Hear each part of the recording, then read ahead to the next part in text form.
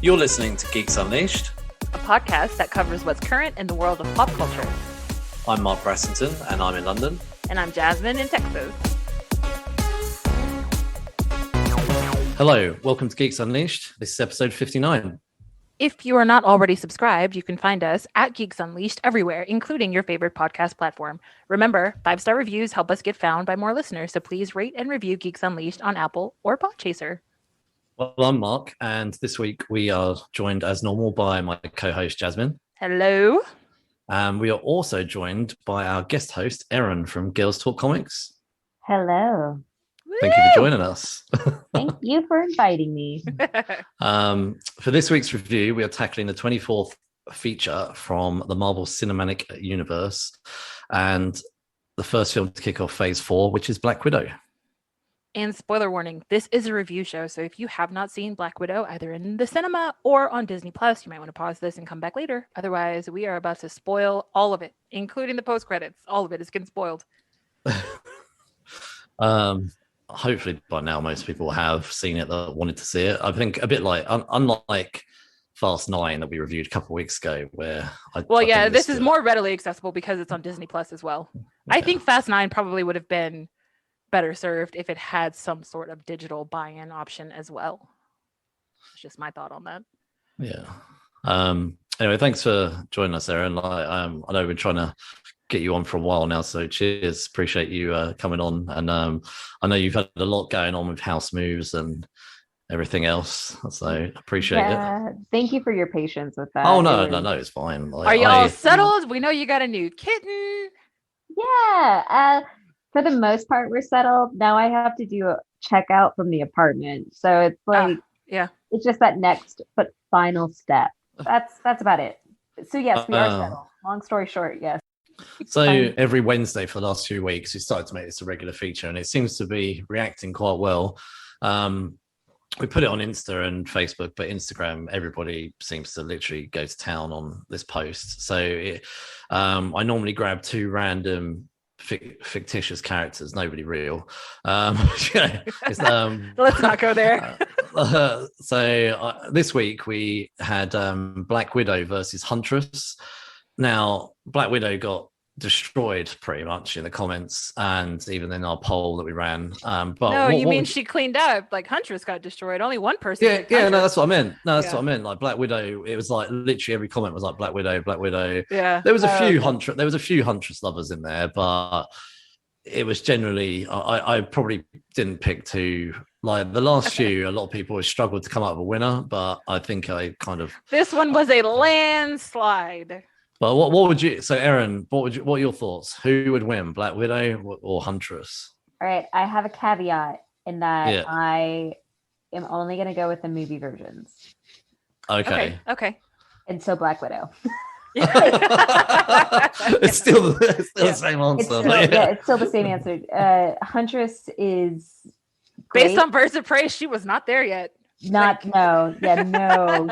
just like, I've still got my training wheels on. I'm trying to find my one-liner introduction. It's like, I'm sorry, Black Widow would kick your ass. Woman is willing to fuck up. I think I'm gonna have to go back to the drawing board with my verses for next week. Like it was like every week. Other than when I did Idris Elba's Luthor versus Lex Luthor. Jesse Eisenberg, Lex Luthor. Jesse Eisenberg got destroyed in the comments. But other than that week, like pretty much everyone's like, oh, this is a good one. Unfortunately, Black Widow was pretty much the king of this week's verses. So how would she win though, Erin? I think they would get into a really intense fight. I think Huntress could probably stand her own for a little bit, but I think Black Widow would probably do something close range and and thank her for her cooperation. Pretty much. Yeah. Oh, that was a good line. Anyway, Jasmine, you wanted to talk about the Emmys. Yeah, it's a new award show. It's called the Emmys. Takes place in your kitchen. So the Emmys. I'm there for that. Yeah, I know, right? That one would be a fun one.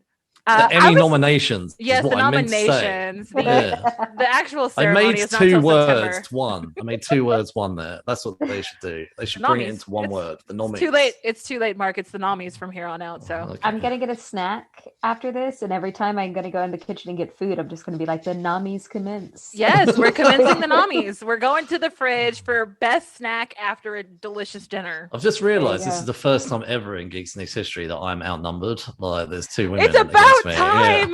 Yeah. I was like, I can see where this Jasmine, is going already. Let's go. It's about time. It's about time. And it's about Black Widow. Be careful. Be careful, Mark. So, like, my question with the Emmys, we've been saying for a while, like, hey, stop neglecting the things that are popular. And I think the Emmys took that too far. I still can't wrap my mind around WandaVision picking up 23 Emmy nominations. I think that's excessive.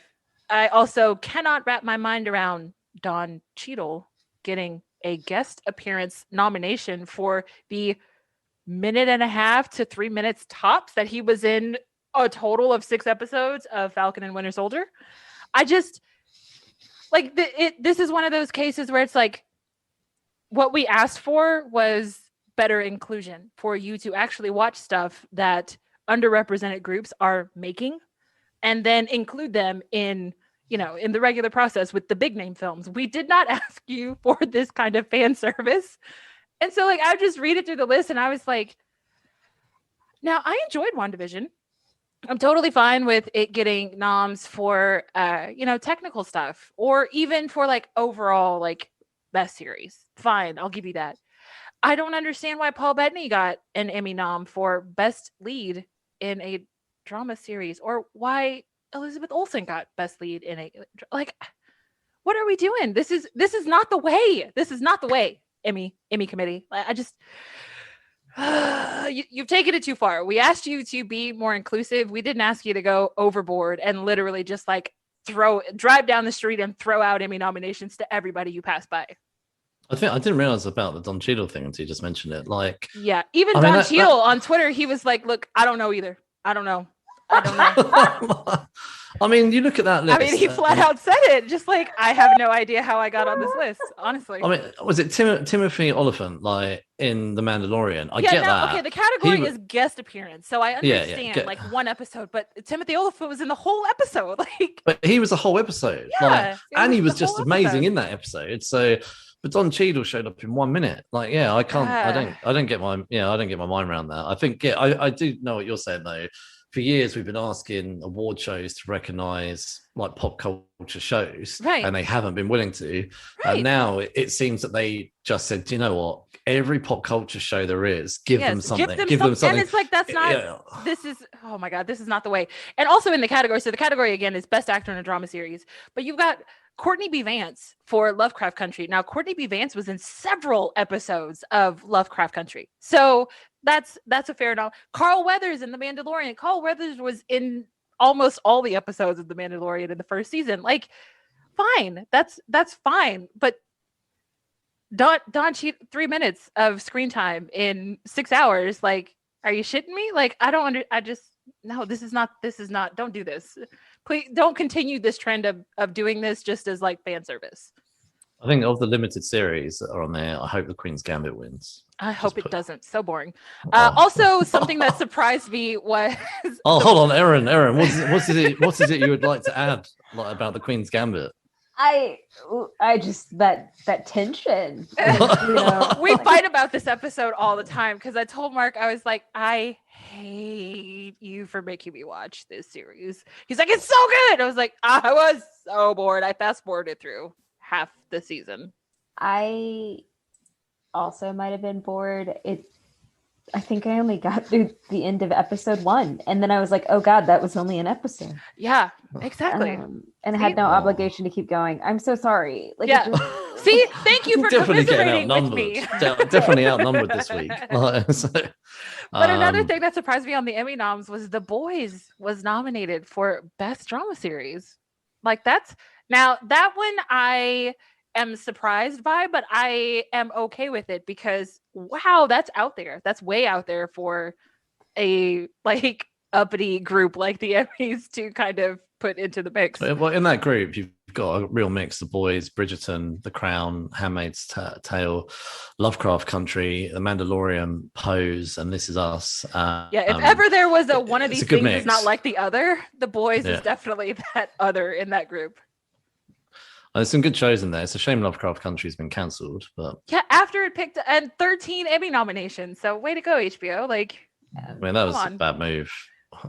They probably sit around the table going, "What have we done?" Yeah. Gosh. I can't really see The Mandalorian as a drama, but I'm not going to get into that. I'm just more than anything, I'm really concerned about what the performances might be like, or like the speeches, the rehearsed bits for the Emmys of like, oh no, if this is going to be Emmy's Nerd Edition, like. Yeah, exactly. Well, Cedric the Entertainer is slated to host for now. So okay. I love Cedric the Entertainer. I think he's hilarious. I hate those Arby's commercials. That's a totally different story. But I don't know. Like Ricky Gervais is like pretty self-deprecating, and he annoys me as a host, but he only annoys me because he's so like uninterested in actually being the host, and they just kind of keep giving him the job, and it's like I love realize that he comes he's up making and fun of destroys all of you. Like I know that's what I love. I'm not a big Ricky Gervais fan. I don't really watch anything that he's in, but I love watching the Emmys. Like one day, me and my brother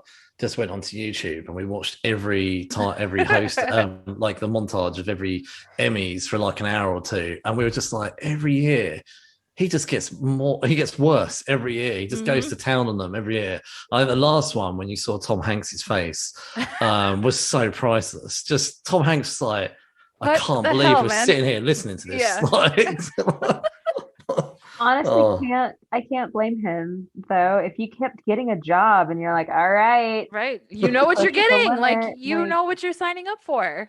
You didn't fire me last year, so let's see how far I can go.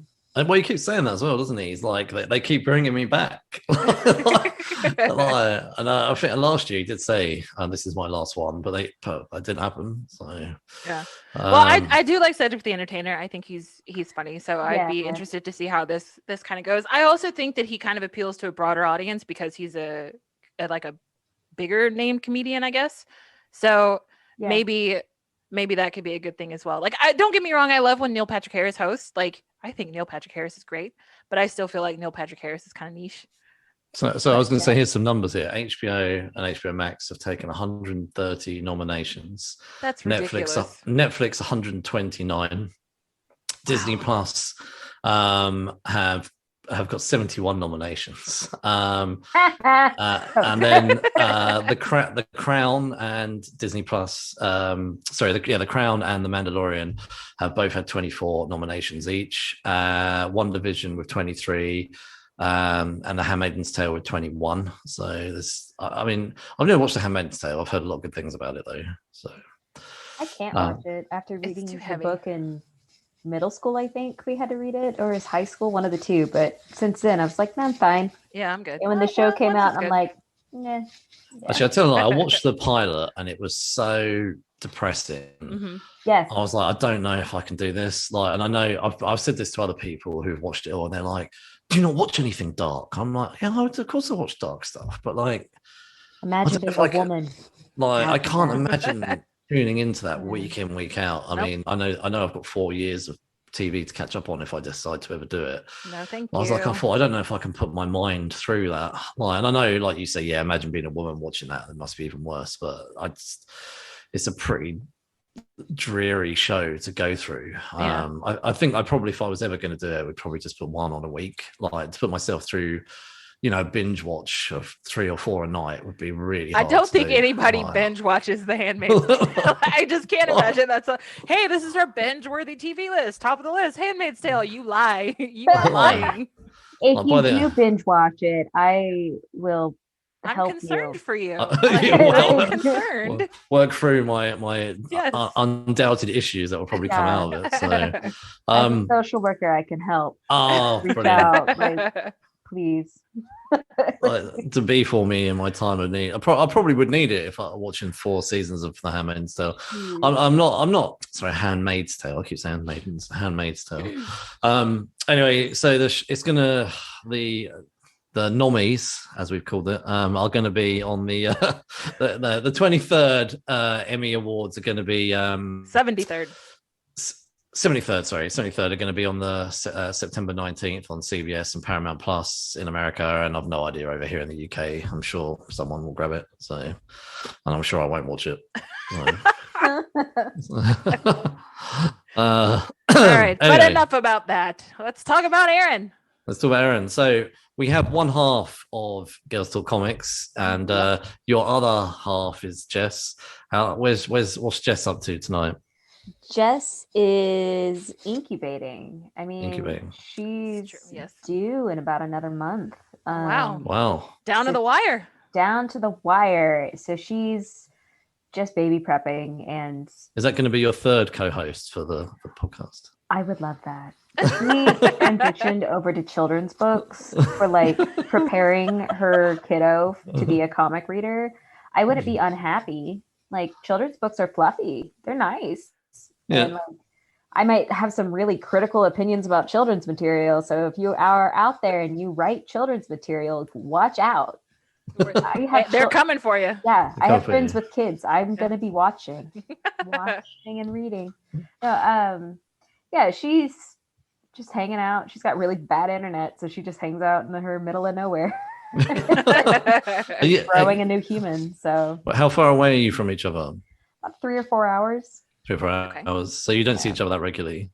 Not in the pandemic. We tried to meet up like once or twice a month before, but definitely now it's definitely not with baby prep happening. Yeah, definitely not with baby prep happening. So I think here in a couple weeks though. I'm very. I was going to say, how did Girls Talk Comics, the podcast, come into inception? Was that like between the two of you? How did you guys lead to creating that? Yeah, we have a mutual friend. His name is Aura. He was actually the first person I interviewed for our podcast. He and I worked together at the comic shop, and Jess shopped there. So she would come in like once every 6 months. We would talk a little bit about comics, but it was always like, I'm an employee, you're a customer, you have friends who work here, I've got other shit I got to do. But then Aura was always like, you two would really get along and you both have opinions about comics, and she has done podcasting. You just mesh. So we only really got to know each other with starting our recording sessions, and it's perfect. I think Aura made a perfect match when it comes to co-hosts, and we've gotten very, very close over the time, and it's been just wonderful. And nice. we started it with the idea of like, we're going to talk about specific like women in comics and representation of women in comics, and then we were like, nah, brah, we're just going to be critical of what we're reading. Of everything. Yeah. Like rightfully so. We tried reading The Boys. It did not happen. Like, so, I have not talked to anyone that enjoyed that comic series. A lot of people enjoy the TV show, but not the comics. And I'm like, how the hell did this get made? How did this get made if most of the people that have read it did not enjoy it? Boys Club. That's it. It's the prime example of Boys Club, in my opinion. Come at me. I've not read it to have an opinion, so I can't jump in. It's definitely just like a perversion fantasy fest, like we're just gonna play it out and be outrageous and like over the top, but that's not what we're talking about today. Anyway, that's just my opinion on The Boys. I did hear that the show actually has a point and an ethics and morals, so that speaks volumes for the show. Like, good job. But that book was just like, how can I piss people off, man? And then it was published forever. Oh, goodness gracious. There are too many of those, but again, like you said, that's a whole other podcast. From memory, I think the only thing I've read by Garth Ennis is Hitman, which, because it's DC, is nowhere near as extreme as The Boys, but I did enjoy Hitman. which was probably like an early doors version of The Boys. It was obviously a hitman and he killed people, but because Batman would show, it was set in Gotham City, so Batman showed up here and there, so it was a lot more toned down. So I think with Hitman you could branch in multiple ways, right? Like you could go into The Boys, and isn't this a great segue, into Black Widow as an assassin as well. Yeah. Dun, dun. Dun, dun, dun. I liked the fact that he was a psychic. He was like a psychic, wasn't he? A psychic hitman or something like that. Like like super good. Yeah, and but I thought that was pretty cool. But we've sort of asked a couple of other people that have jumped on this in terms of podcasting. Like, what have you learned since doing podcasting? Jasmine and I have been doing it over a year, and we keep like messaging each other going, oh, we wish we'd have done this before or whatever, like, why didn't we think about, why? But then again, because I guess there are books on podcasting, but a lot of it is, you have to learn it yourself, I think. Yeah. So what any things that you guys have learned that's sort of helpful for people to hear? I've learned it's actually really easy to connect with people who want to guest on a podcast. Yeah. And that there aren't a lot of very high standards for, content.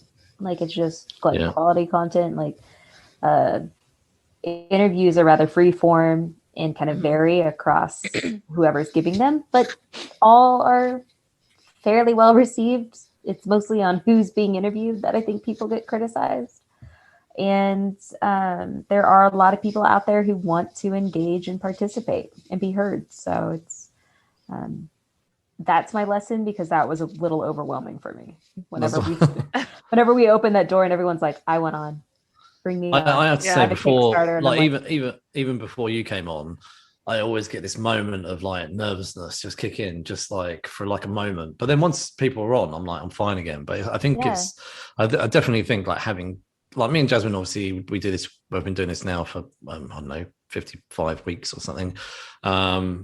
And we knew each other before, kind of, but we never used, not kind of, we knew each other and we spoke regularly. Yeah, what the hell, kind of? But we didn't, but what I mean is we didn't do this regularly. We we did Skype each other probably a couple of times a year or something, but we've definitely got to know each other more doing this weekly.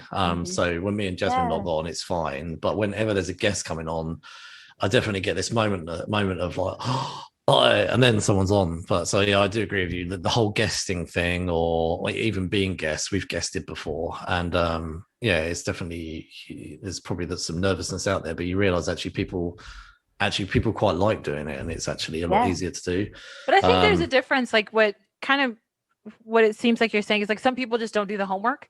It's like, we actually wanted you to come on and talk about this thing, and like you don't really seem like you want to talk about the thing that we asked you to talk about. So that did happen. You do run into that occasionally. So we've actually noticed there's two people that we've kind of came on and kind of didn't really want to talk. Like we that was very early on, and I think it's kind of like you do realize this is a podcast. No one can see you, so you have to actually speak so that we know that you're there. So on Girls Talk Comics, like, have you got anything exciting coming up? Like anything you want to share or tease? Not at this moment. I think, well, I might be saying this because it is my podcast, but I do like the fact that Girls Talk Comics, we try to be a more casual podcast when it comes to directions that we take or kind of content that we bring out. A lot of our changes we like to do right around when our seasons might end and begin. So for season 3, we're thinking about like, do we want to add any kind of live stream component with me and some other girls who also want to talk comics or video games? And we're looking at doing another book club, but with my books rather than Jess's books, because Jess has had this season of what does she call it? A soul-bearing journey through her formative literature. So like, we're thinking next year for me, who knows? So no, we haven't really explored much. I'm kind of thinking with the addition of a new human in Jess's life, I'm open to kind of us having to change everything and revamping and going with that, just rolling with that. And that's okay. Like, when will your season end? Is it going to be sort of in line with her giving birth and then taking a break and then? No, we try to end about October, November. Okay. Kind of just with the big holiday push. Yeah, the big holiday stuff. We'd like to take some time around that time, sleep it off, and like, kind of come back swinging. So we'll adapt and we will overcome. And again, we're just such a casual show. Like, I actually like the spotlight stuff that you guys do. There was an episode you did with a manga artist. I really enjoyed that. That was a good one. Yeah, Rumiko Takahashi. I think. Yes, that was so much fun. Like all the research I've had to do for that. Of course, it's the fantastic Google Wikipedia research. So not maybe fully formed, but it's still been a delight being able to talk about and focus on creators that people might not think about. Yeah, I appreciate it. I liked it. So hell yeah. Hell yeah. So also you kind of you've got you're like a jack of all trades, so to speak, a Jane of all trades. So you have your like day job like we all do, but you also work at a comic shop. Like, so what is that kind of transition like? Because I imagine it's very stark. It is very stark, but it's also the best experience in the world. Like, okay, my day job being with social work, you get really kind of stuck focusing on outcomes, right? Like on the paperwork side, maybe not like in services. On my level, I look at goals and outcomes and are we doing the work we need to be doing and succeeding in the ways that we think we should be succeeding. So having to go from that, where I also have to report and like be aware of neglect or abuse, to going to a comic shop is phenomenal. Fucking amazing. Somebody can come in and be like, oh, I'm struggling to pay rent. And I'm like, there's a number you can call for that. Goodbye. It's just like, it sounds very callous. I get it. But like, I've gone above and beyond and I've given phone numbers, but it's one of those, like, you're going to leave and it's not my problem. Yes. And it's freeing having that. And then whenever I'm just filing comic books, the progress is so measurable.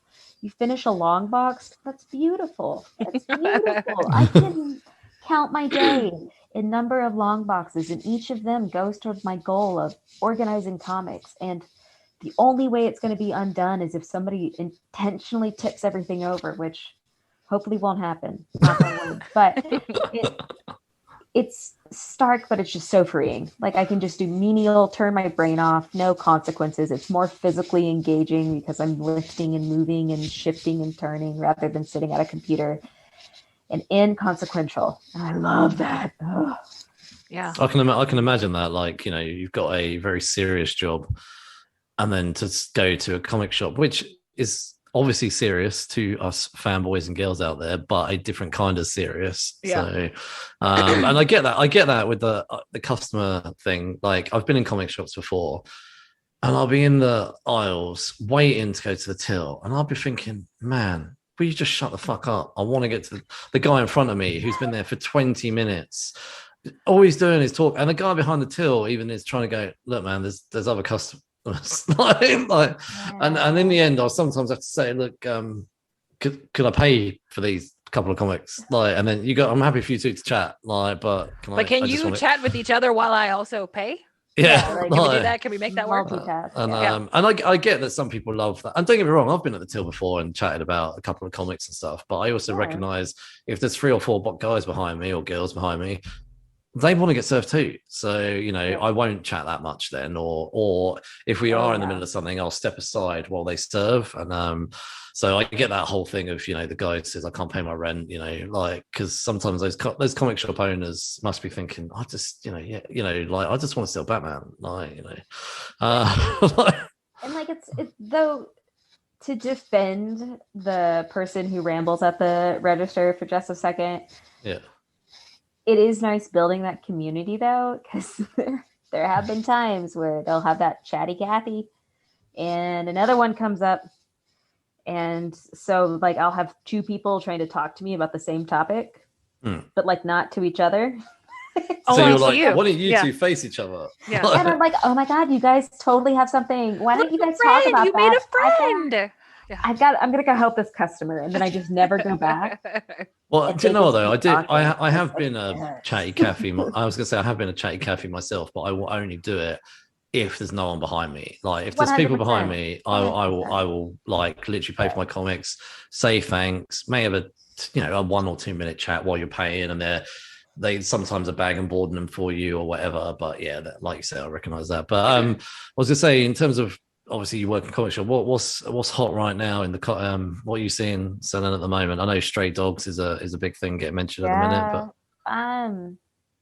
so I've only really been like elbow deep in backstock lately. I haven't really been on the floor. I remember hearing when the Batman Fortnite dropped. Oh yeah, that went mad. Like, that was insane, and it still kind of is. Stray dogs has been kind of the big thing. When I went into my shop Wednesday, because I do just work on the weekends in the backstock. I think Loki's the hot backstock right now. As is something is killing the children. Oh yeah, that's gone nuts. That's going mad right now. Oh my God, yeah. But when I looked at the DC lineup at our store, like most of the DC stuff was gone. Like just more gaps in that than our Marvel stuff. So I guess DC is just really popping right now with all of this stuff that they're coming out with. I don't know what it is, but they were holes from everything being sold out. And I was like, all right, way to go, DC. Like, yeah, doing great. I saw on Twitter the other day you shared when you were talking about back issues, about the back issue drama, as some people saying we will check prices at the till. What are your thoughts on that? That is kind of the reality of shops. I think that there are nicer ways to present it than that sign did, is my thought. And there are a variety of things that stores can do. We have gone back and forth a multitude of times on, like, do we sticker prices? Do we not put prices on it? Because we've had customers try to steal books from us by putting them into cheaper bags. And like, we're not dumb, we know. I'm very on the fence. I've had to do that. I've had that conversation before, and actually about video games, because we sell video games at my comic shop as well, pre-owned video games. And those can get very, very volatile, certainly when like remasters are released and stuff like that. Like, things will just skyrocket. So you can handle it in a very gentle way, and in a way where you don't alienate customers.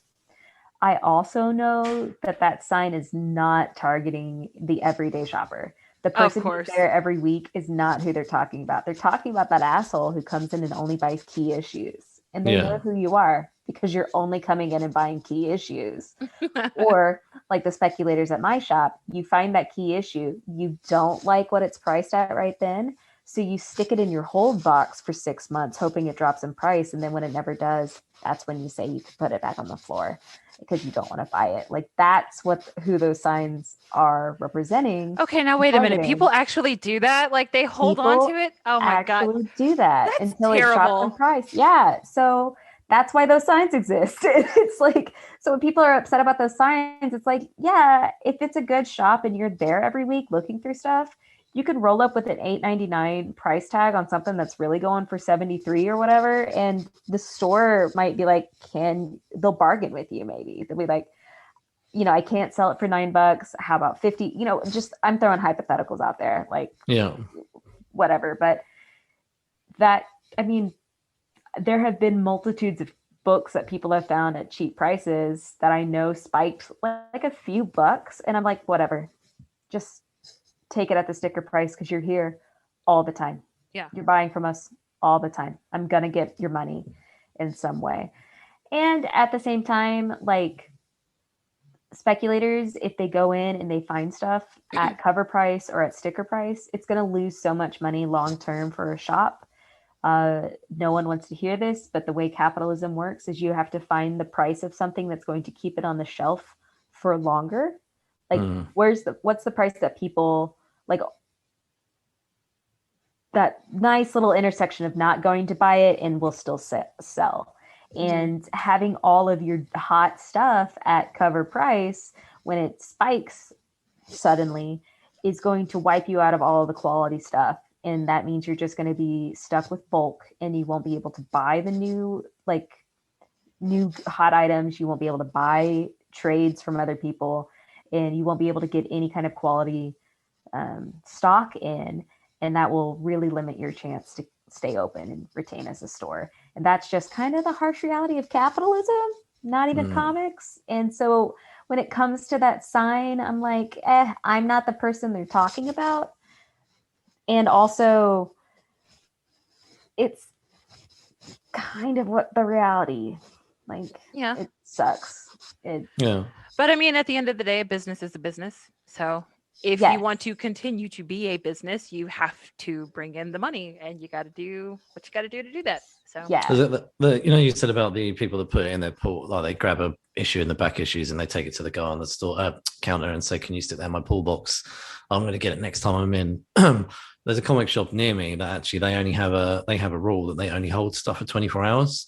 So if you do that, walk up to them and say, "Can you stick it in my pool box?" They'll say, "Well, we'll hold it for 24 hours, and then if you don't buy it, you don't buy it. It goes back on the shelf." Yeah, so we've actually had to change that. We've implemented new rules at the store, including like at our store, we never really had layover, like the paying off kind of thing. Oh yeah. I know what you mean, part payment stuff. Yeah.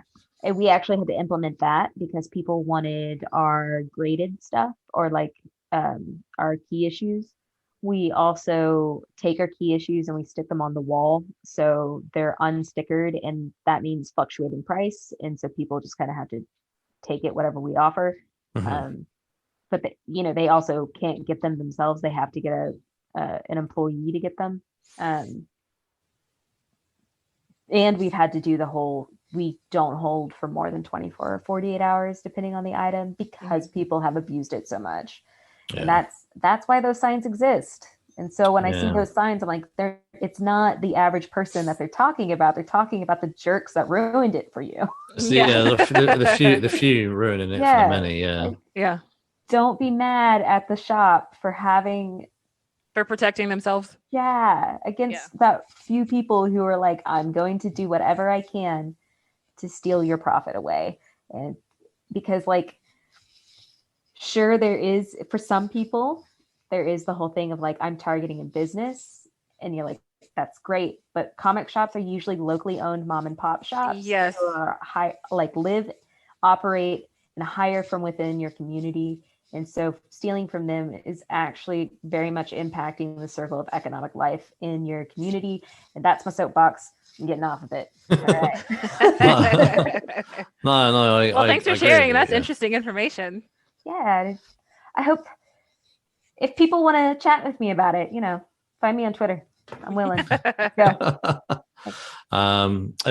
Thanks for having that bit of a chat with us, and no appreciate, like, we always like to hear more about what's going on out there, and hearing about your podcast as well. So we will be back in a moment. I'm Tom. My partner Mike and I have been friends and coworkers for a long time. And at work, we're known for our daily water cooler conversations about TV shows and movies we are currently watching. Whether we're arguing over which Marvel TV show is the best, or agreeing about which Netflix original movie is the worst, the pop culture conversation is always popping on Two Brothers at a Water Cooler. You can listen to Two Brothers at a Water Cooler on Apple Podcasts, Spotify, or wherever podcasts are available. Subscribe and share today. And we're back. All right, kicking right off into our review this week, the Black Widow film, directed by Kate Shortland, screenplay by Eric Pearson. Story is by Jack Schaefer and Ned Benson, based on characters created by Don Rico and Don Heck for Marvel Comics. It stars Scarlett Johansson, Florence Pugh, David Harbour, O.T. Fagbengle, Olga Kurylenko, William Hurt, Ray Winstone, and Rachel Weisz. So Black Widow originally made her first appearance in in the movies. This is in the 2010s Iron Man 2. And then she made 9 appearances before we even got to her solo film. So including Iron Man 2 in 2010, she was in the first Avengers movie in 2012, Captain America, the Winter Soldier in 2014, Avengers Age of Ultron in 2015, Captain America Civil War 2016. And then she was in Avengers Infinity War in 2018. She had a tiny mid-credits sequence in Captain Marvel in 2019, and then made her final, well, kind of final appearance in final, yes. We get to see her end before we get to see her own movie. Yeah. So Avengers Endgame 2019, where she sacrificed herself again for the good of it. Should have been Clint. Fight me. It should have been Clint. I'm sorry. It should have been Clint. You know what? I'm not sorry. It should have been Clint. I've got your back. It should have been him and not Natasha. Just gonna say that. I mean, from a, I'm sure that his wife and children wouldn't have said that, but he only has value because he has a wife and kids, and Natasha has no value because she doesn't have a wife and kids. That's not what I'm saying. I'm not saying that. I'm not sorry. Saying that. A man took that decision away from her. Should have been Clint. Like that pissed me off. To be fair, it's not like he didn't try, like, to die. Like, he did try. She just is better, I guess. She's better at dying than Clint. She's better at dying than he is. Like, which maybe self-sacrifice. I don't know. Let's not get into that. I do not mean that anybody has lesser value, but I'm just saying that obviously I'm sure his wife and children were relieved. So, but yeah, I do think though, if we're talking about the death, I do think that he did give it his best, but she clearly kicked his ass. Which probably comes back to that whole Black Widow versus Huntress thing. Is there anyone that Black Widow can't beat? So. She just chose to take her own life to save the many. So, which I'll be honest with you, I still, even when I watched it, hoped that there was a way of undoing that. I didn't, I know she says she's done with the role now after this, but even when I watched this movie, I'll be honest with. We're talking about the mid-credit sequence later, but I honestly thought it'd be so cool if she just stepped out of the trees or something. Well, if Loki is any indication, who knows who's gonna pop up in this multiverse that we got coming in the Phase 4. Okay, all right. So excited. So before obviously jump into it, sort of just go around the room and initial thoughts of Black Widow. Erin, we'll start with you. What's your sort of overall 1-2 minute summary? Did you enjoy it? What's your big picture? I enjoyed it overall. Big picture, much like any other Marvel movie, it was a great blip and then stepping stone to a next adventure. So I was satisfied. I think that's a very fair assessment. I think it definitely fits the premise of a stepping stone film. It is the piece to get you to the next thing. Now, again, I enjoyed it. I actually was surprised that I liked it because Black Widow's not always been she's just not that exciting of a character to me. But I don't know if that really has more to do with the way that Scarlett kind of plays the character versus the character herself. But she's always just been kind of meh as far as the series goes, at least for me. So she was we'll get to it later, but I was surprised at how much I enjoyed it, but it is the supporting cast is the reason that I enjoyed this film as much as I did. Without them, I do not think that I would have liked it as much. But yes, I would say it's very middling. That would be my summary as well. I was going to say, in terms of comics, I've only read one run of Black Widow. I read the entire Nathan Edmondson, who wrote it, and Phil Noto runs. So in terms of my knowledge, that was kind of it in terms of comics. I may have read her here and there in the comics, but my knowledge really of Black Widow has been through Scarlett Johansson's movie portrayal, which probably is most people's. In terms of a summary of this movie, though, I think it was a typical Marvel movie. It was kind of dark in some places, but overall, it was very family friendly. There's a little bit of the bits at the beginning where, we'll talk about it in more detail, but where they did take the kids. I actually did think, I don't know if I'd want my own kids to watch this bit now, because I had originally said, let's all watch it. And then they didn't want to, which actually, when I saw them taking the 2 children, I thought, I'm not sure now. They probably wouldn't like watching this, but I think it was a really good solo movie because it covered a lot of her background. It was a good wrap up in terms of things. And it was action packed in all the right places, and yeah, I think it was a typical sort of Disney formula movie, and yeah, and I probably overall enjoyed it. So I probably think it's probably about where I would put it in terms of and in terms of rewatching it. I definitely something I'd be really interested in rewatching. I've actually watched it twice before this podcast, so and both times I enjoyed it. So in terms of viewing experience, obviously Disney took the stance of releasing it on Disney Plus and in theaters. Now, I think it was in theaters before it went on Disney Plus, which obviously to give people a chance to go out. How did you guys watch it? I watched it in theaters. Me too. It was a girls' day. I took my mom. Actually, she called me 2 weeks before. She was like, "Hey, Black Widow's coming out soon." I was like, "Yeah." And she's like, "Okay, so we're gonna go watch the movie and then we're gonna come home and make Russian cocktails." And I said, "Okay, we're gonna do that. That sounds like fun." Mine was actually a kind of a girls' day too. My friend was celebrating her top surgery, so she was like, "Yay, tits! We're gonna watch Black Widow." So we're like, "All right, let's do it." I'm the opposite from normal. I actually watched it at home on Disney Plus, which that wasn't the plan. I sort of woke up. It came on Disney Plus last Friday, and I was going to go to the theaters and watch it. That's what I wanted to do. And then I woke up Saturday morning. I was like, "Fuck it, I really want to watch it." So I just got it. Like I was like, and even my wife was like, "I thought you wanted to watch the cinema." I was like, "I know, but I literally can't wait. I really want to watch it." The price you pay for impatience. Yeah, I was being impatient. So I was like, and yeah, well, yeah.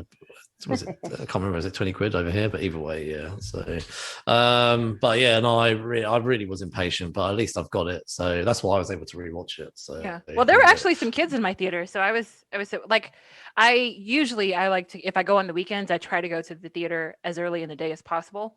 So we went to an 11 a.m. showing, and there were actually 2 other sets of like mother-daughter, but my age kind of mother-daughter trio or duo. Yeah. And then there was like a family with 5 kids. I'm sure she had like neighbors and all this stuff because they were obviously not all her kids, but like it was a mom that had brought like all like the neighborhood kids with her to see the film. So that's cool. Yeah. We had 2 kids in our showing, in our little party. Mm-hmm. I forgot that they were there, and I maybe should have watched my language more. Was it worse than bloody hell? A little bit. You know, whenever I say bloody hell, like, and I do it without even thinking, my wife's like, "This is what Americans say. We say like she's like gets annoyed with me, like, and I was like, I can't help if I say it. I was like, it comes out of my mouth, like. Embrace your culture, Mark. It's okay. Yeah. But I think my wife gets annoyed because she's like, yeah. I think my wife gets annoyed because she's like, "This is so typical British." I'm like, okay, I'm sorry. Try to. What do you want me to do? Just swear normally, like all that, like So maybe I just need to go to normal swearing rather than. And I do that too. But anyway, there was a closer. There was a sort of a core cast of 4 family members, and then expanded cast. So we've been lately going around the room and saying like, who's your favorite and who's your least favorite. I just felt like I didn't really want to do that with this because I didn't want to shout out, say, Black Widow over a couple other Black Widows. Yeah. That bit was a joke, but like I kind of felt it was a bit mean to shout that out. I sort of just go around, in terms of, what did you think about seeing Natasha Romanoff's story, kind of her last story, really? And so we'll chat about a few of the people individually. So, Erin, what did you think about finally Scarlett Johansson getting her own solo movie and her character journey in this movie? I am totally one of those people who have followed ScarJo's career from the Twitterverse more than from her actual films. So anytime I see one of her movies, I'm always kind of going in just like, all right, what what are we gonna do today? But I was really pleasantly surprised with how she kind of handled herself and how she worked with her co-stars. I thought they were kind of eclectic selections. Overall, I thought the mom was a weird choice in cast. Like, she was just somebody I hadn't thought about in forever as an actress. And then she's there and I'm like, oh, hi. Sorry, I kind of forgot about you, but you did a wonderful job. Like, all of them stood their own. I am going to call out like Florence. Is it pronounced Pugh? Like, yeah. She stole it for me. Just straight up killed it in her role. But I thought the back and forth was rather genuine. They really kind of leaned into that super spy family dynamic kind of dysfunction thing that they had going on. And I thought that was they did a wonderful job with that. Well, you, Jasmine, in regards to Scarlett Johansson. I had put this question like towards sort of the end, but like when it comes to Scarlett specifically and this film, like in the broader scope of the MCU, this film is too late. This film is 6 years too late. We should have had something like this to endear the audience to the character more, because for the previous 23 films, Natasha was literally just a like accessory. For so long, she was there as like a support role. She was a support character, and I loved her like because I always kind of like, she was always mysterious. You never quite knew the backstory, and also for the longest time, you never quite knew if she was good or bad. And this story, to me, I call it a middling Marvel movie overall, but the way that this story talks about women and how women are abused from such a young age and how that carries into everything else that they do, I was shocked at how well this movie told that story specifically. How it told like her quiet rage as Natasha and all the things that that happened to her. And I say that this movie is too late because they tried to force that scene in Age of Ultron with her having the heart-to-heart with Bruce Banner, and it was just kind of like, you got a tiny peek at the horrible things that happened to her, including, you know, having her entire reproductive system removed. Like, but it didn't have the impact that I thought that I think that they thought it would have, because it was like, we don't, up to this point, like, we don't have this attachment to this character. So yes, this awful thing happened to her, but like, in the grand scheme of things, no one gives a shit because we don't really know enough about her to care. Right. So I just feel like that was a really great piece to put in. And I think it is something that is important for her backstory and for her character.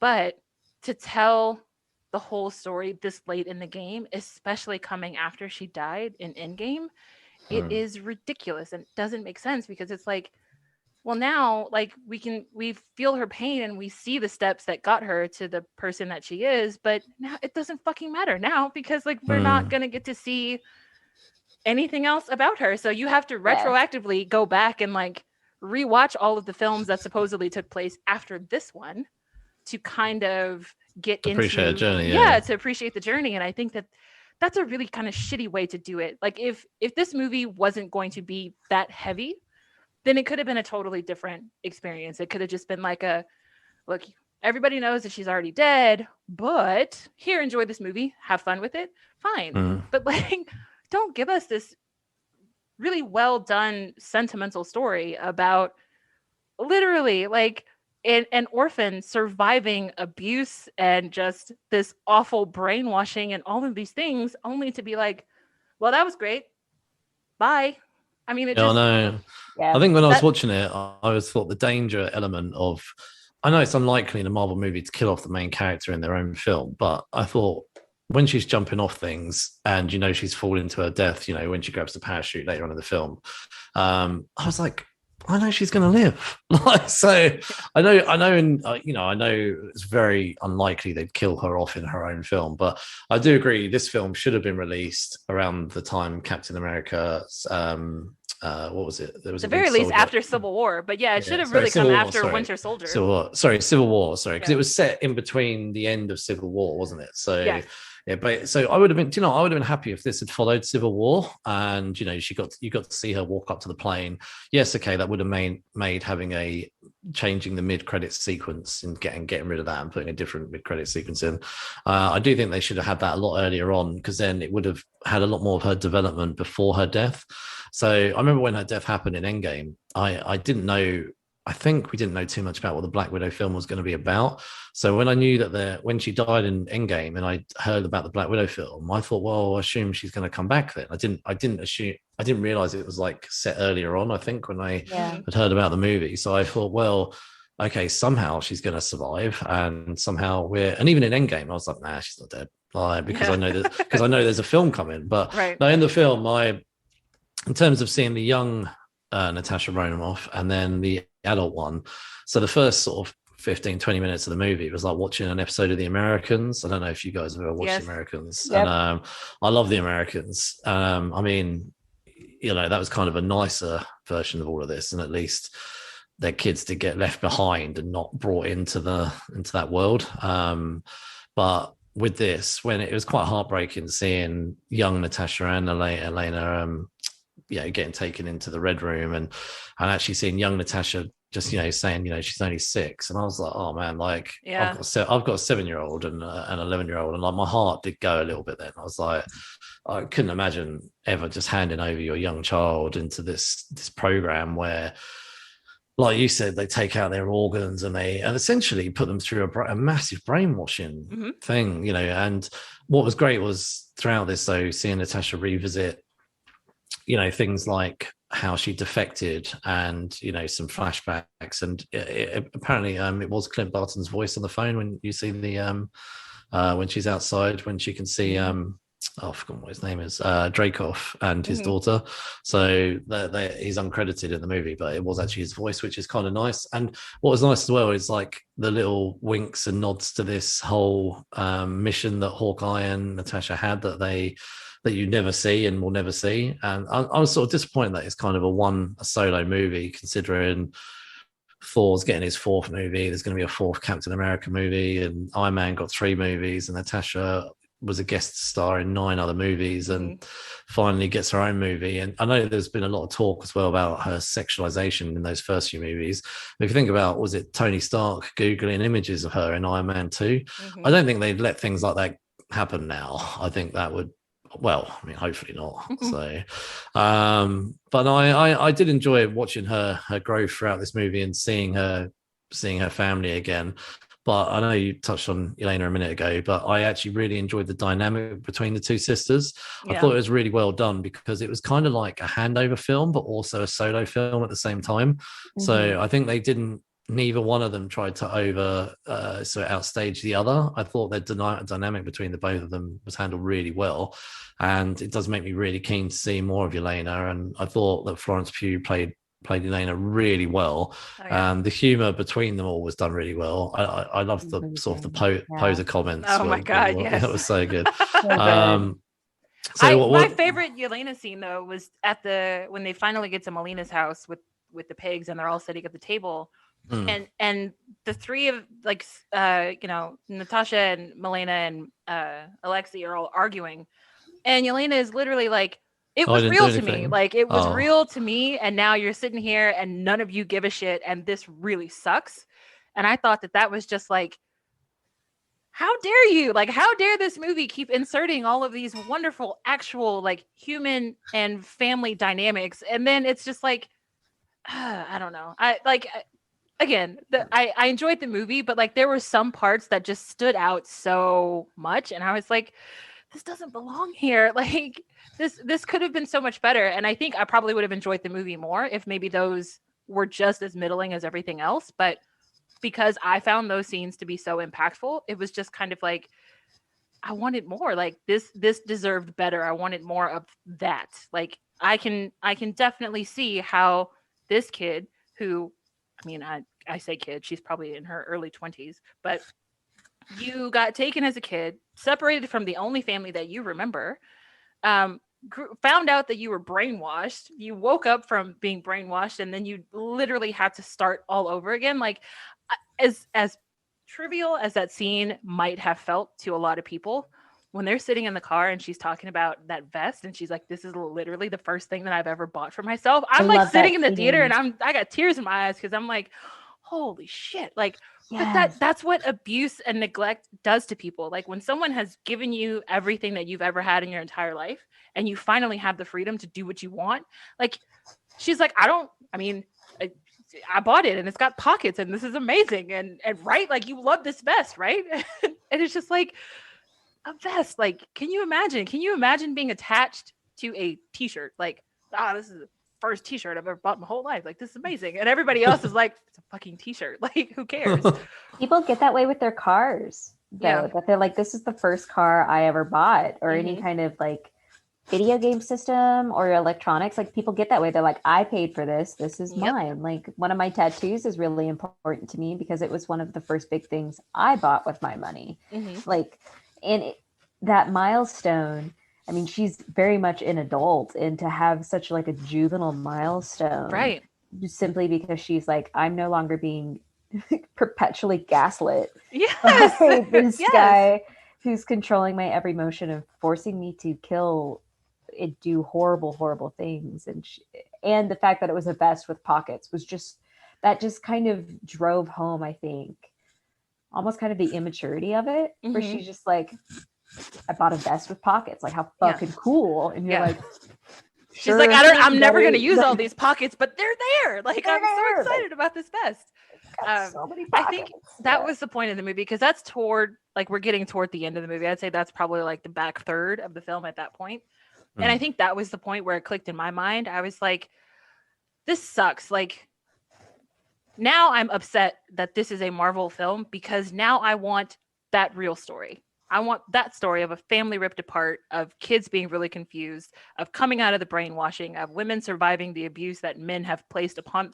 That's the story that I want. And now it's like, I don't give a shit about Black Widow and Shield and like, I don't care about the Marvel part of this film anymore. Like, I just want the character story at this point. So I like, by the time the film was coming to a close, I was in a very confused state, because I was like, now I really want the serious, like, R-rated spy drama that this should have been. You had all of these hints, and like, so I don't know, man. Kate Shortland is like on my radar now. I know she's done, she's Australian, and she's done quite a few like nominated things in the like short film kind of category. But if she can take Marvel and make me feel that way about watching, it's kind of like the way you felt when you watched the first Wonder Woman, where it's like, I didn't realize that this character had that kind of depth. Like, this is really kind of awesome. So. Actually, the scene right before the vest conversation, where they are kind of bonding again and deciding to go on this revenge mission, essentially. That scene where ScarJo is just like leaning against the beer bottle and smiling at her, and they're just like, all right, we're still in the car, we saw where they put the keys. I was like, this is the best sister bonding thing, because I'm a big sister, like Natasha was, and you know, my little sister and I have gone through the phases of bonding, right, where you're just like, you're repulsed with each other, you hate each other, and then you come back and you're like, okay, now we're gonna move together and forward. And so seeing that, I was like, damn, this is such a good sibling, and it like genuine sibling interaction for like estranged siblings who are now coming together. And then having that followed with the vest conversation, I was like, fuck yes. Like, look at these sisters go.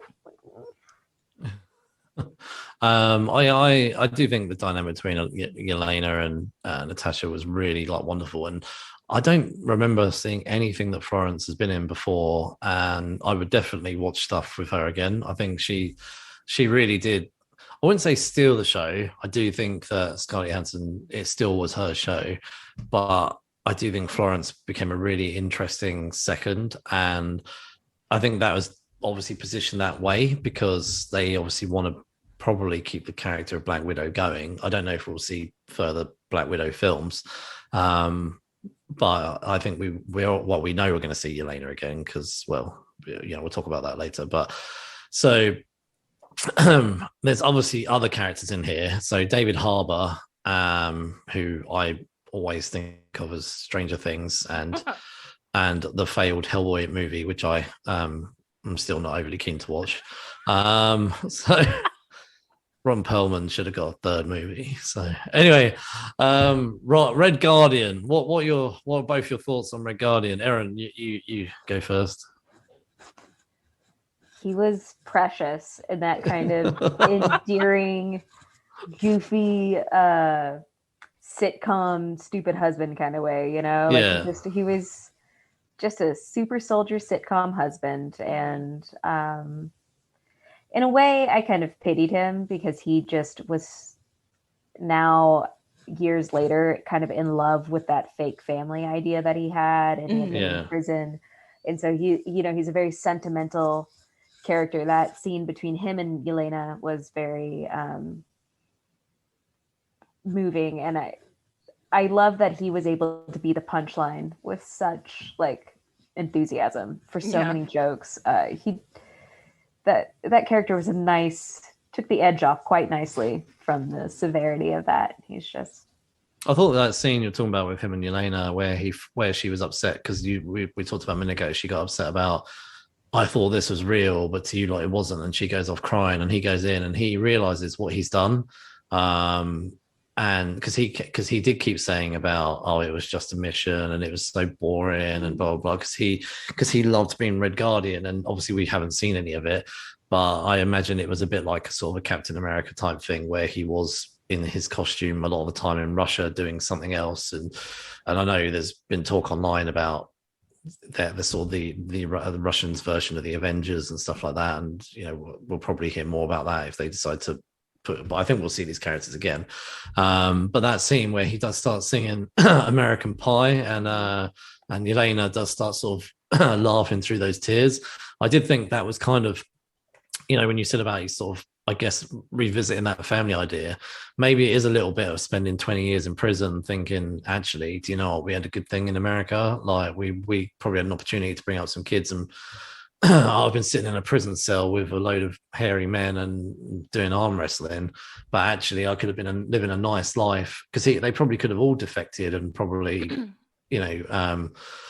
brought up the children nicely. Had they have done a deal with the Americans, they probably could have kept their life. They may have done a little bit of prison time, but it wouldn't have been anything on that level. So he also, and they didn't really dive into this, but he was also the character who represented being, someone who was just infatuated with the propaganda of their mission, and then being betrayed and being forgotten. Right. Sure, that was more of a blow to his ego, but that growth that he had to do of like being reconnected with his family and being like, yes, I'm so proud of you for completing your mission, but also like this dude is a piece of shit. Like, yeah. He represents kind of this complex character, I think, who benefited from a lot of the evils that were perpetuated, like the brainwashing and things like that. Yet, like our Captain America inevitably decided to fight against it. He was just much more of a goofball than Steve Rogers ever was. So. I love the moment where he's walking out the helicopter and he's like all serious, going to Natasha, I need to talk to you for a minute, I need to talk to you. And like, he's very serious, and he's like, I need to ask you a question. And she steps back like, okay, sure, yeah. Like, what was it? Did he talk about me? Like, it's just like, sorry, who talk about you? Did he talk about me? And again, like, who? Captain America, did he talk about me? He's like, we weren't really enemies. We're more like colleagues. Contemporaries. Yeah. Like, and then she just flips it like, what the fuck? Like, you haven't seen us for 20 years, and the first thing you want to talk about is you. Like, but I did love that whole thing, and that kind of summarized him. Smooth line. I have no idea if that was ad-libbed or not, but if that was written into the script, they did such a wonderful job doing that. Because even as a viewer, I was like, who the hell are you talking about? Like, who's talking about you? Like, are you talking about Markov? She doesn't know. She hasn't talked to Markov. And then when she's like Captain America, even I was like, oh, fuck off, dude. Like, just to show how like twisted he was. And like, again, ignorance is not really like an excuse for all of the things that I'm sure the terrible things that you did. But when he was like, why are we so sad? Like, you guys are the best. You're an Avenger, and you were the best child assassin the Widow's ever had. And everybody, and they're both like, this is not, that's not how he was like, I'm so proud of my girls, blah blah blah. And I love that he starts hugging him, and I thought it's great that like Yelena pushed him away, going, "Can you get off me? You really smell a lot." It was such a good family movie. It was kind of like Deadpool 2, but like not R-rated. You know, it was just a step down. But I think it would have been. I think it was a good family movie. Like, it was a good family movie dynamic on the screen. Like, as you could sit with a family as well, but like, it was a good family dynamic, and I think the dynamic between all of them are really good. And again, it's just such a shame we're not going to see Scarlett Johansson with them, or I mean, you never know, it's comics, you know, but I'm sure if they drop a couple more zeros on her paycheck, I'm sure Scarlett Johansson would come back. So anyway, so obviously there's a lot of other characters in there. What did you actually think of the Taskmaster? So there's been a lot of talk on the internet about the reveal of this being Antonia rather than in the comics, Taskmaster is a man, and not everybody seemed to be that happy about it. For me, watching it, I thought it was a good twist that Dracov's child was still alive, because they'd highlighted that earlier, and obviously that was something that Scarlett Johansson had to recognize, or Natasha had to recognize within her own character, that she was so desperate to get out from Russia and join America that she was willing to even kill a child. So that child now being alive, I think there was obviously a part of her that was relieved, but also wanted to make sure that she could save that child. So I thought it was a good twist that Scarlett Johansson had a bit of redemption with that, but I didn't really care that it wasn't comic book accurate. I thought it fitted in well with this movie. Like, again, what do you guys think? Jasmine, I'm going to let you take this one, because I think I'm going to 100% agree with you. Well, when they first released that one poster of Taskmaster, I was like, fuck y'all, Taskmaster is a woman. I bet you Taskmaster is a woman. That was the first thing I said. Now, I thought Taskmaster was going to be Melina. Yeah, so I did as well, And I honestly, like, they did her makeup, so I did not recognize Olga Kurylenko, and I fucking love Olga Kurylenko. Let me tell you, if you have never watched Magic City, she is phenomenal in that series. There's 3 seasons on Stars. Anyway, Magic City, Olga Kurylenko, she's fantastic. So like the whole, like, I'm sitting there watching the end credits, and it was like, Olga Kurylenko? The hell, she wasn't in this movie. I was so confused. I did love the reveal though, because I felt like I was right, even though like I was wrong. I had the wrong person, but I was like, I'm 100% convinced. Like, nobody can tell me otherwise. Taskmaster is a woman, and that's just how I'm going to go into this. And my mom kept saying, "That's not a woman. Like, that's a man." I was like, "Oh, 100% there's a man in that suit, because he definitely walks like a man. Like, whoever's under that hood and on that film set is a man, but that is a woman. Like, Taskmaster is a woman." So I loved the reveal, and the fact that it was his daughter. And like that one scene where you could see him putting that chip in the back of her neck, and I was just like, "Oh God, what have you done to this person that is under there?" I can't even imagine what that person's going to look like when they take that hood off. And it was kind of, in that regard, it was kind of worse than I thought it would be, because it was like, you did that to your own kid. I mean, we already know that you treat women really poorly, but damn, like your own daughter. Yeah, really, really highlighted him as such a horrid villain. And I think had they kept Taskmaster as a man, it would have undermined and taken away any kind of impact from the story. Like, I think because we've all been saying throughout the movie just how horrendous they have treated women. Yeah. And that was like the nail in the coffin. Right, exactly. That drove it home. Yeah, he don't care what woman he needs to throw under the bus. Like, as long as his program is like, as long as the program that he's running survives, and that seems to be all he cared about. Like, even at the end when he highlighted all the Black Widow women, I know we've jumped into talking about Dracov now, but even the women that he highlighted, basically he did say the world's full of girls, basically, and like there is no girl that's disposable to him. He said like the number one excess, or the number one resource we have too much of. I think that's what he said. And about girls. Yeah. And he said all he does is pick up the trash.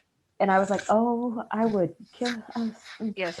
But, if I could find that guy. Yeah. And how egotistical, like you even built in a protocol that is based on pheromones. Like, you know that you're doing these awful things to these women, and you protected yourself by making it so, like, on a subconscious level, they can't fight back. Like, it's like a horrible, like, 7-layer dip. Like, every layer is worse than the one below it.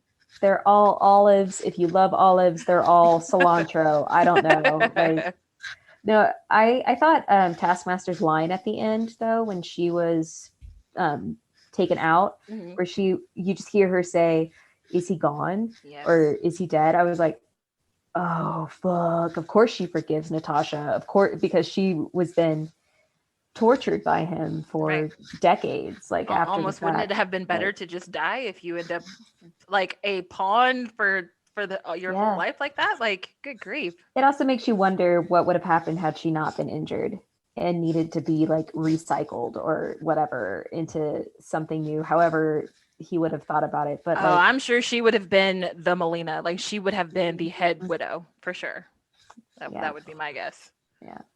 I was going to say, we're talking about Dreykov. I honestly struggled with Ray Winston. I mean, you couldn't find a more Cockney, this guy was born in Hackney, he whenever I see him on TV, he's like the most Cockney sort of gangster thug type guy. Like, he should just perpetually be in Guy Ritchie films. Well, yeah, he should. Yeah, I'm not saying that he shouldn't only be stereotyped, but I did think this, and this did apply to many people in this. Could they not find any actual Russians to be like, hey? I thought that too, just bad. But his Russian accent, I did think was terrible. Did he even try one? He sort of gave it a good go. It was sort of through. It was through sort of Cockney, rhyming slang, and so. It came off so like bad mafia mob boss kind of to me, that I was just like, all right, you're Italian and you came over to Russia. I don't fucking know. And you changed your name to fit in. Sure, okay. Sure. Yeah. It was almost like he grew up in the. It was like he grew up in London, and then at 20 years old, they said, we're going to send you to Russia. We've got some work for you. And then he's like, I've joined this program now. I love it. And over the years, he's picked up some Russian accent. That's probably it. And then he's like, Madonna. You know what? Yeah. Like, do you know what? I'm actually going to change my name, to fit in with to Dreykov. His name was probably Dave, originally, and he moved over to. Honestly, for me, he's a Russaboo instead of a weeaboo. He's just sort of like a Rushaboo or whatever, like a Russian nerd fan. He's like, I've been Russian the entire time. Yeah. But yeah, I think maybe he should just stick to Guy Ritchie movies. I know he's been in lots of American things like The Departed and stuff like that. But again, Departed is pretty much a gangster film. Yes. So I mean, sometimes you just need to stick with what you're good at. Wasn't he in Beowulf? Yeah, he was in Beowulf as well. Yeah. I can't remember Beowulf. It was a long time ago. Oh, man, that CGI version was terrible. If you're looking for a good Beowulf film, 13 Warriors with Antonio Banderas is actually pretty good. Well, anyway, but Ray Winston, I do like Ray Winston, but I just think he wasn't a great Dreykov. I would much rather they'd have found somebody. You know who would have been perfect as Dreykov? Martin Susskiss. He was in The Equalizer as the bad Ukrainian guy that the Russians sent in to. I know what you're talking about. Martin Susskiss. He is fucking fantastic. I love him.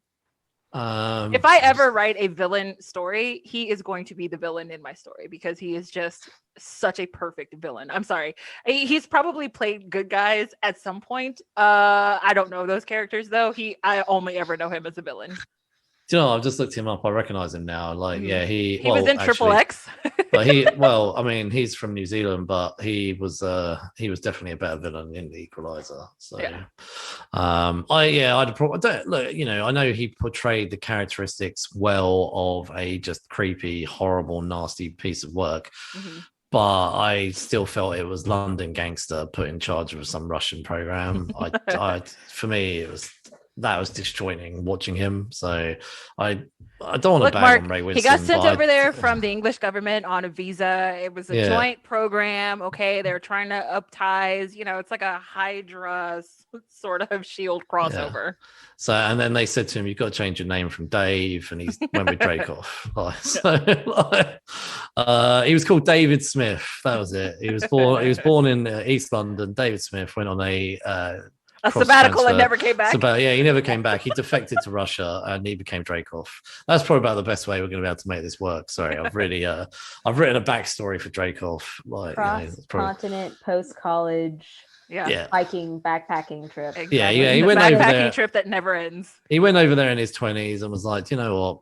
I like Russia, so I'm going to stay. His girlfriend broke up with him on the way, and of then course, was like, fuck all women. Yeah, this is actually I'm really glad that we've dove into the backstory here. Obviously, there's quite a lot of other characters in there. Just talk about Melina, Rachel Weisz, the head Black Widow. Really, for me, it was so weird to see her dressed up as Black Widow. I kind of didn't really feel that she needed to be in costume. Was quite happy with her just being scientist. For me, she'll always be the mummy, not the actual mummy, but in the mummy. Evie. And but I thought she was good. I thought actually, do you know what? I really liked this family dynamic. I love that between her and Red Guardian. She's like, you got fat, but you're still good. Like that's my attempt at a Russian accent. There you go. But I was like, I love that line, and I actually did think it was nice how she kind of did take on that mother sort of role, like even though it had been 20 years later. And I think again, she probably didn't really want that to end, and the fact that she kept the photo album as well. So I think although she did work for the program and admittedly has done a lot wrong and she was a coward. She did all these things knowing that they were abusing women. As long as she was living her nice little life on a farm undisturbed, she was quite happy to go. I mean, obviously, when her two sort of daughters rock up, it kind of rang home a little bit when Yelena said, "Who do you think they're doing this to?" But I mean, she knew who they were doing it to. She just didn't want to know.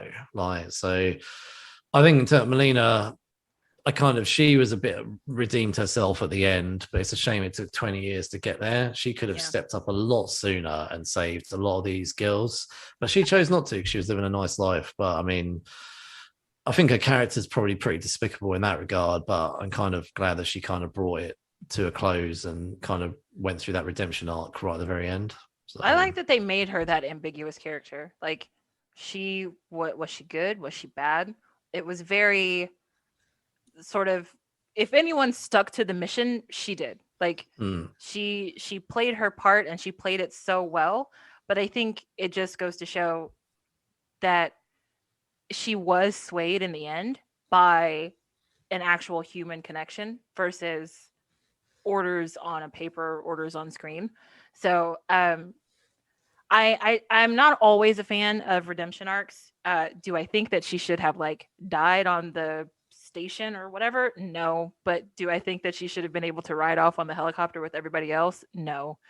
But again, I like that they have the dynamic of sort of this ambiguously good, bad woman, versus, she has to do all of these things and she has to do, she fully acknowledged, I fucked up. Look, I called them, they're going to be here real soon. And, we can either do this or, they can take you. We got to figure something out. So I did like that about her. And even at the very end, when she kind of got kicked out of the system, when the whole plan kind of went awry, she was like, all right, fine. We're moving on to plan B. So I appreciate the characters that don't get hysterical. I think because that's one of my least favorite characters in all forms of media is just the hysterical woman. Oh God, what are we gonna do? I'm locked out of the system. I don't know where this is going. Yeah. To make a really bad joke, she physically couldn't, since hysteria was the diagnosis where your uterus just goes rolling through the body. Touché. So on that note, anyway, so the Melina and Natasha dynamic, I actually really like the family dynamic. I loved from the beginning when she looks at her from across the dining table and just says, "I'm sorry." Yeah. Knowing she knew Natasha didn't want to go back. She knew what they were going back to. And when Alexei and her are around the corner and he like strokes her face and is like, it's time to go. And she's like, oh no, what? And it definitely hinted to, you know, the greater dissatisfaction with the mission. And she was kind of like, her and Natasha were just kind of this idyllic and not really fleshed out, I almost want to say, allegory for intergenerational trauma. Of like, she was inadvertently teaching her morals that created a better and more like resilient following generation, with the whole like, you taught me that what hurts us makes us stronger or whatever. Right. And so it was empowering in turn then for her to hear that from her daughter and be like, oh shit, I did this, like I can actually get out of this too. Right. And it wasn't, you know, it's not a perfect metaphor, but it was still just like, that was the vibe I got from it, is I'm also a victim of this system. I am perpetuating that, but I have grown you in such a way and raised you in such a way that you're resisting, and that is the catalyst for my resistance and change. So that's what I like wanted to read into it. Other than that, I thought, again, she had that really great, like, stereotypical Russian attitude about family, where it's like, this is all just concrete and life sucks, you know, which is what we want in American media.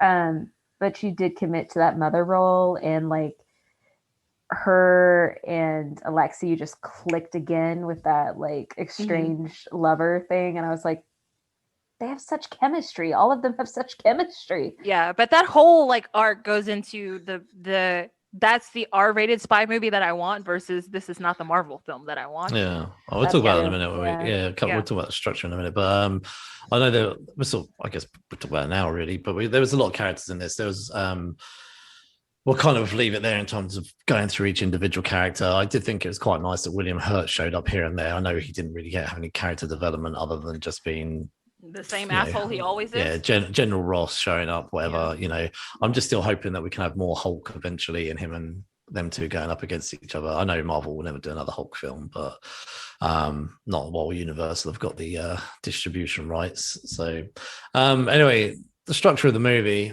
it was kind of broken up into several parts, and the part that I was most surprised about at the beginning was the children and seeing them cycling through the streets and kind of, Natasha actually showing her cycling through the streets, and also the fact that they made the choice of the hair color dyeing her green. I know that seems really small to mention that, but it's kind of was about her, I think, having a bit of her own choice during a life that really has never been her choice.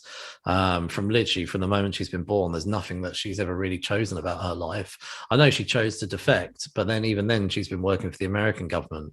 I'm sure she'd probably quite like to have had a day off. I don't think she's ever had a day off. And I mean, although she stood up for her opinions and her rights here and there when she backed Captain America, she's always really been in battle. And one of the things you've seen over these sort of 9 movies is her change of her hair color. And that's just her kind of, I think, having a little bit of say in her life. And as a child, just having green hair was just her knowing that she was on a mission, but actually I'm going to do a little bit of me time. And, you know, and I thought it was quite nice seeing the young children at the beginning, the children, sort of the dynamic between them. And I liked the little whistling thing that they did. And I know they use that later on. And I love that first 15-20 minutes of the movie, which was like the Americans. And I was really surprised that the Black Widow actually did this, especially in the moments of the transition as the credits were kind of coming up, and you're seeing the kids getting taken from them and put into storage containers. And I was like, this is actually quite dark for a Black Widow film. And then obviously we then jump into modern times with Elena, and it kind of then becomes like, to me, it felt like a Civil War or Winter Soldier type movie, and it kind of fitted in quite well with that. And it kind of then began what I felt was more of a normal Marvel Disney comedy action film. So I think the structure was kind of broken up into, I guess, 2 halves, although the first half was sort of 10-15 minutes, which was could have been almost like its own series. Just like you said, I think you said you kind of wanted the R-rated spy movie, and it kind of that's how it started, and then it kind of split into the normal Disney-fied movie. What did you guys think about just, I guess, the structure and the tone then throughout the movie? I thought that first part that you mentioned did create a really jarring transition. Yeah. And it, but I thought it was a great framing device for the plot. Like, I thought that really drove the idea and that it was going to be a movie about family, those connections. I think if my thoughts on the movie, like I said, it feels like two films in one. But where that all kind of came together, the scene when they finally get Alexei out of the prison and Yelena's being really cold to him, and he said, "What is wrong with you? Is it that time of the month?" And she was like, "I don't get my period, you idiot." And she's like, "I don't have any reproductive organs." And she like starts gesturing, and she's like, "They reached in there and they just ripped it out." And then like she goes on this very descriptive spiel about fallopian tubes and like it just goes all in on the reproductive system. And Alexei is sitting in the back of the helicopter like, "Oh my God, stop. Please stop talking about this." And I thought that entire sequence is like, yep, this is exactly the kind of movie that this is. It's like women just telling you about something that has happened and you take it like, "Oh God, don't talk about women things. Don't talk about the female feminine things. Like, that's horrible. Don't do that." So that's kind of like how I feel about this film. Like the Marvel part of it just got to the point where the actual story that they were trying to tell was so good that I didn't care about the big picture. And that's usually rare for me because I think Marvel has done so well to connect everything that they've done. So for me to be watching a Marvel film and to not care about any of the connections whatsoever, it was a really kind of jarring experience watching the film, because I think at one point I kind of like jumped in my seat and I was like, actually, I forgot I was in a movie theater for a second. Like, so I don't know. I on the one hand, I loved the actual story, but then on the other hand, like the overarching big picture thing, I didn't enjoy it as much. Is there anything that you guys would cut or change at all? Actually, kind of to go off of what Jasmine was saying, somebody I know was like, "Oh, that ending scene was great because they explained why she was blonde in the next movie." And I was like, who gives a shit? I don't give a shit. Like, she could dye her hair. Of course, whatever. She bought a wig. Who cares? Like, yeah. They're like, well, that connects how she got to it. I'm like, does it matter? She's a super spy. Like, do we have to answer these questions? So I think that kind of like, I got to go fix my other family. It was like, who gives a shit? Like, who cares? Like, we know what's going to happen, girl. We don't need you to connect these dots. Like, her going into the Avengers. Yeah. No, I mean, I guess that was the only thing I would have. That's probably what you would have cut out, was that bit heading off into, it's heading into Infinity War, wasn't it? No, it's heading into her rescuing, getting people off of the prison island. Yeah, the Civil War. But then obviously she had that at the beginning of Infinity War as well. But yeah, it was basically heading into those last two films. So what about you, Jasmine? Anything you would have cut or edited or anything like that? I would have made two movies. I would have made a Marvel movie and then I would have made a series movie. Yeah. And like I know I keep harping on that, but like it's shocking to me how good that story, like it's not a new story. Like if you look at Jason Bourne, like the entire Bourne series is pretty much the same thing. It's like this guy doesn't know who he is, the government like brainwashes him into doing their dirty deeds, and then when he finally starts to realize, he's like, holy shit, I don't want to do this anymore. We have seen this happen, and they did. I mean, like, I will be the first to admit, like, I didn't think Matt Damon had the chops to play that kind of character, and then he completely surprised me in the Bourne Identity. But like that kind of film is what this film should have been. But I would never have said that before this movie came out. Before this movie came out, I was expecting a Marvel movie. And after watching the movie, I feel like that's not what I got. I got a spy movie disguised as a Marvel film, when really what would have been much better would have just given me the spy film. I think you're right. I would say like that first 15-20 minutes in the Americans type feel, I would love to either like a, I don't know, even like give her the trilogy that she should have had, the Captain America and everyone else got it, and maybe built up to this family dynamic. We could have had actually a film which showed that first 15 minutes with, Alexei and Melina, and then not shown them again. We could have had that intro of her getting pulled away, and then maybe have a film about her, as a Russian spy. Just literally could be just a Russian spy movie, showing her going through the Red Room. And then the second film could have been about her defection before we got to this, right? Typical Marvel movie. Yeah, they definitely dropped the ball on this. Black Widow, a little bit of me is hoping that they will go back and maybe give us some more. But then do we care now? Because we know she's dead. Unless they bring her back, which then makes you want to care a little bit more.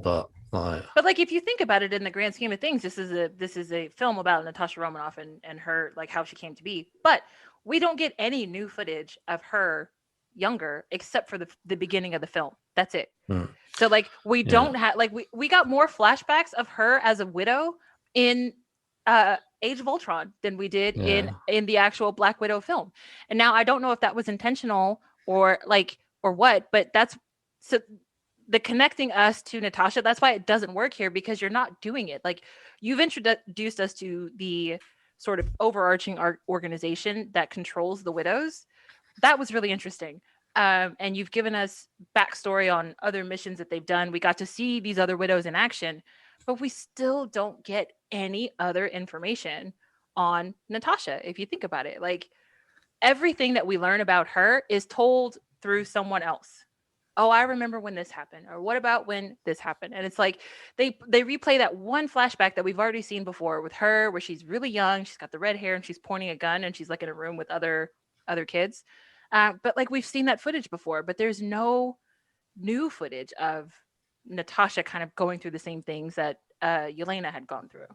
Mm-hmm. I think that's why I say Florence Pugh stole the movie, is because the story was a handoff story for Yelena. Mm-hmm. And I remember being at the end of the movie thinking, God, we have to have more Yelena. Yes. Because that was all of the development. Again, that attachment, that growth was directed towards Yelena. We just got to see the end of Natasha's growth and her reconciling the horror from her life and development, but we didn't get to see any of that story. We just got to see her in the happy place. I'm now with the Avengers, everything's great. And then it's oh, you have a dark past haunting you, but it's just forgotten family connections. And you're like, okay. But then you meet the sister and you're like, holy shit, these are really emotive connections. They are important. These are impactful. Yeah. And they're impactful because Yelena is still there struggling with them. Mm-hmm. Because I know Natasha's dead. Mm-hmm. So yeah, which again, I mean, I guess it's hard to sell hey, this is a whole brand new character that we're bringing into the Marvel franchise. So I can understand how it's hard to just introduce them without someone shuttling that along. But again, to call this oh, this is Black Widow's backstory. No, it's not. This is the Black Widow core backstory, but this is not Natasha Romanoff's backstory. This is not it. They could have introduced a variety of widows coming for revenge against Clint for killing her. After they have this alluded to freedom, this escaping from the Red Room and that organization. They could have, I almost want to argue that introducing Yelena before this movie came out and introducing this animosity between her and Clint, for Clint being the survivor, and then them going, here's the Black Widow movie showing how Natasha had this impact on this group, almost would have been more impactful for me, because then I would have been like, oh shit, okay, now I get why was Yelena mad? Why are these other widows, if they bring in the other widows, also kind of fuck you, Clint.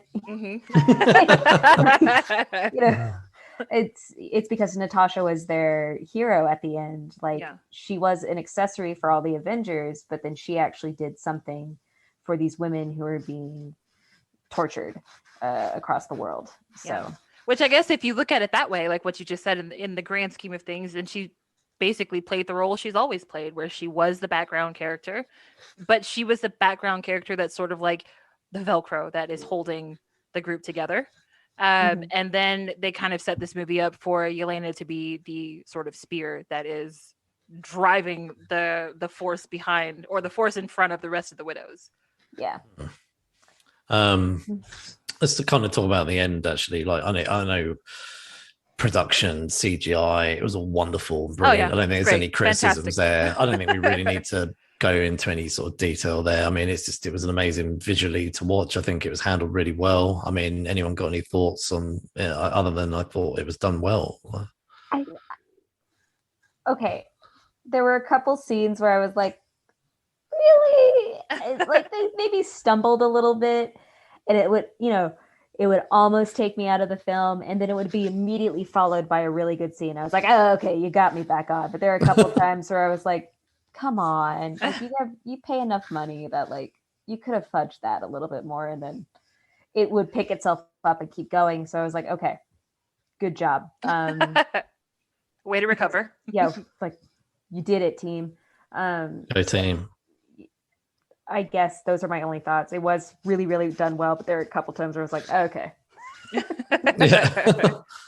We're gonna we're recording this on a Friday. We're gonna jump on someone's YouTube later and talk about Fifth Element. And there's a scene where Bruce Willis is in the ship and he's leaving the spaceship, and you can see how shit the CGI is, like the green screen. That movie did not age well at all. And anyway, but this, you could see how far technology's come, the explosions in this and everything like that. I mean, the scene at the very end when Natasha and Yelena are standing in front of a wrecked sort of Russian helicarrier, and all of it's all rubble, and you can see the sun in the background. I thought to myself, I bet you any money they're in a warehouse with a green screen. And they filmed that in Atlanta. Like they filmed all the other movies, and obviously I know there's no real wreckage, but like I bet they didn't even film that in front of the sun. I bet you any money all of that background is made up. But I thought it did look really good, so they spent it was money well spent. I wouldn't say I could criticize anything about set design, production. I think the location, everything was done really well. So we'll sort of talk about the end of the movie. We kind of, we talked about a minute ago with the blonde hair, and she's headed off to rescue Ant-Man and Hawkeye and all that kind of shit. And then we know that Hawkeye will end up on where he's got the little thing around his ankle, the little alarm thing, and he ends up at home and he misses Infinity War and becomes Ronin. And so we kind of know where all of that's going. But the team, it ends with a mid-credit sequence with Valentina, who we've already met during Winter Soldier and Captain America. And I know I've heard some people go, oh, this kind of ruins it a little bit because this scene was meant to come first. I don't think it really matters which way you view the scenes. I don't think Valentina, I don't think Valentina is suddenly revealing stuff in this scene that would have come out in Winter Soldier or vice versa. We don't really get to know her too much, other than the fact that Yelena's working for her. So other than that, I've no idea who Valentina is.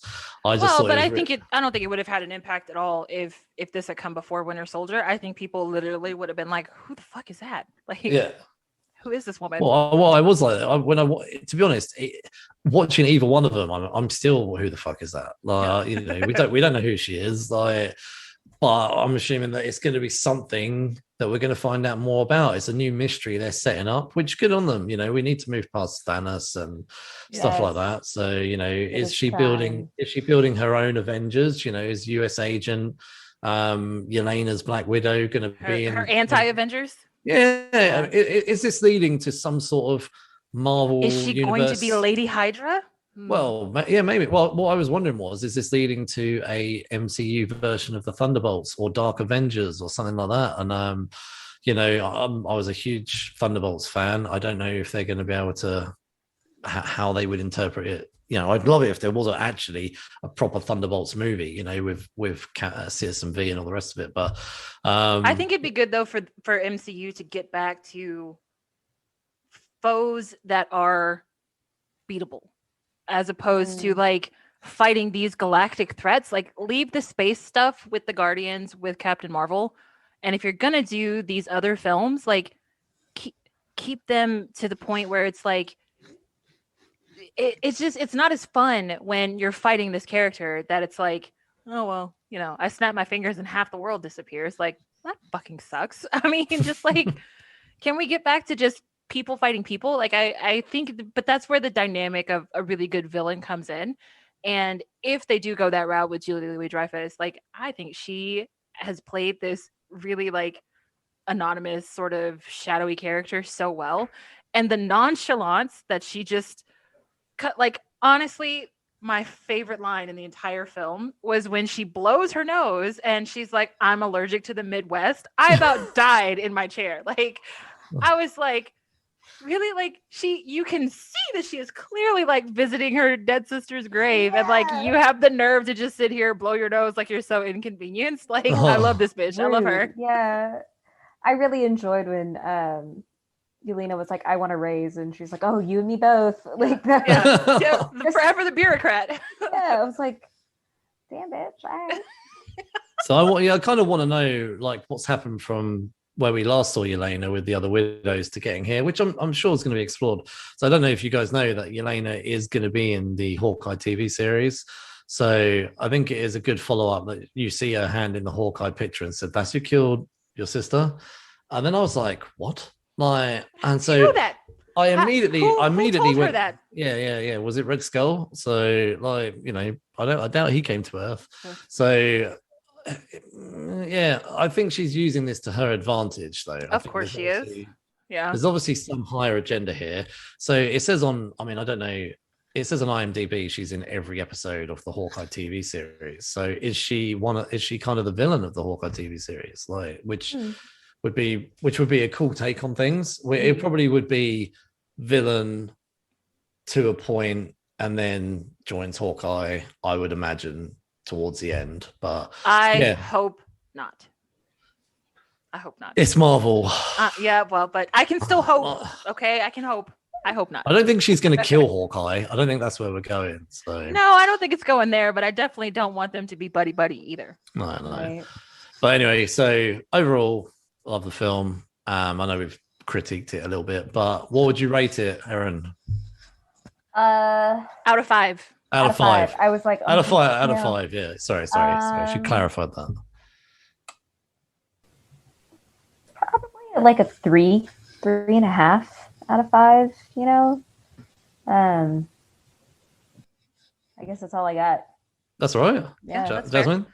I'd probably go 3. Like if I could split this into the 2 movies, it should have been the Marvel film itself would get a 2.5, and the spy film would probably get a 4.5. But as it stands, 3. I give it a 3. I'm going to go a little bit higher. I'd like to give it a 4, please. Please don't kill me. I know. Anyway, please join us next episode for our 60th episode, as we'll be joined by our semi-regular co-host, Stephen, to tackle season 1 of Loki. And don't forget, we did start a second podcast series where we tackle some of the most essential graphic novels of all time. Our 7th Late to the Party Book Club episode was They Called Us Enemy by George Takei, Justin Eisinger, and Steve Scott, with art by Harmony Becker. That episode dropped at the end of May. And we took the month of June off, but we're back for July, where we're going to be covering The Killing Joke. Erin, where can people find you on social medias? They can mostly find me on Twitter at Girls Talk Comic 1. We do have a Facebook, which is just Girls Talk Comics or Girls Talk Comics LFK. And we are found on most streaming options. So if you could mostly focus your attention on Spotify, that would be divine for our host. And you can equally find us everywhere. We're Geeks Unleashed on Instagram, Facebook, and Twitter. And you can listen to this podcast wherever you get your podcasts: Google, Podbean, Apple, Spotify. We are everywhere. So be sure to give us a 5-star review and tell your geeky friends. And have a good week. Thank you all for listening. And thank you, Erin, for joining. Thank you so much. Thank you. Bye.